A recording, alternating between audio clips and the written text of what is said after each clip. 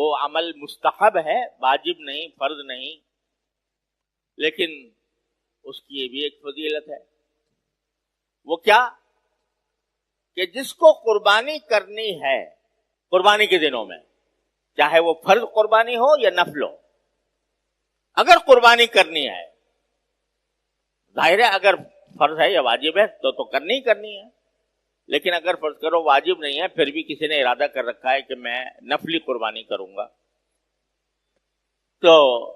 نفلی قربانی بھی اگر کرنی ہے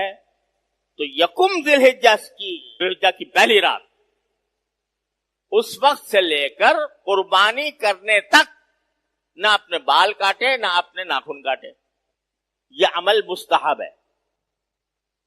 فرض تو نہیں، واجب بھی نہیں، اگر کوئی کاٹ لے تو کوئی گناہ بھی نہیں، لیکن فضیلت بیان کی گئی ہے کہ نہ کاٹے۔ بھئی کیوں نہ کاٹے؟ ناخن بھی نہ کاٹے اور بال بھی نہ کاٹے، وہ اس کی حکمت بظاہر یہ ہے کہ یہ زمانہ جو ہے نا یہ حج کا زمانہ ہے، اور حجاج اس زمانے میں احرام باندھ کر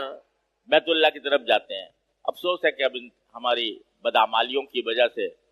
اور کورونا کے ضرورت سے زیادہ خوف کی وجہ سے اس حج کو بھی اب محدود کر دیا گیا، اب یہاں سے کوئی جا نہیں سکتا۔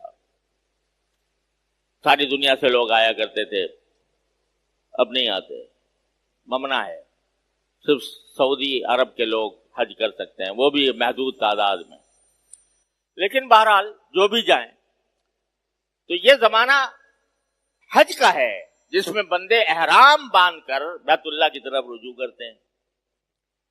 احرام کے حالت میں بال بھی نہیں کاٹے جاتے، ناخن بھی نہیں کاٹے جاتے،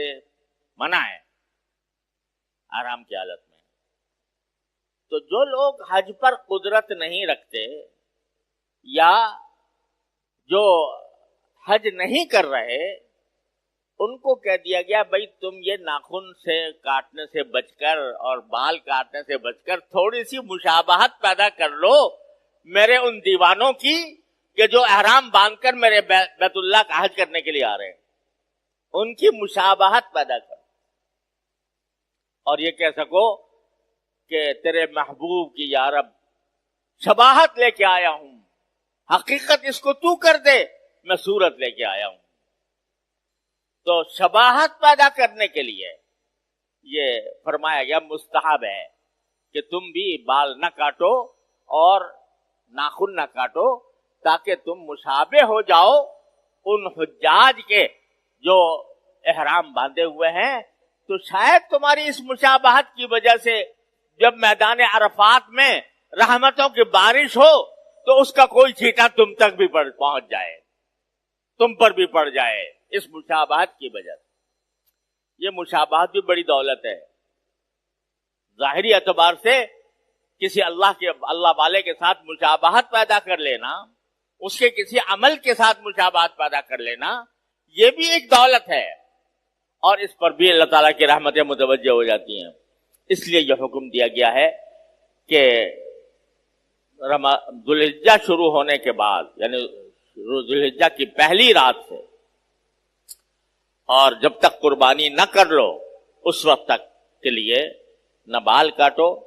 نہ ناخن کاٹو۔ البتہ اس کو فرض واجب نہیں کیا،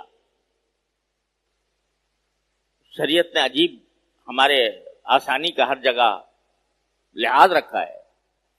کہ ایسا بھی نہ ہو کہ لوگ تنگی میں پڑ جائیں، اس واسطے کہہ دیا کہ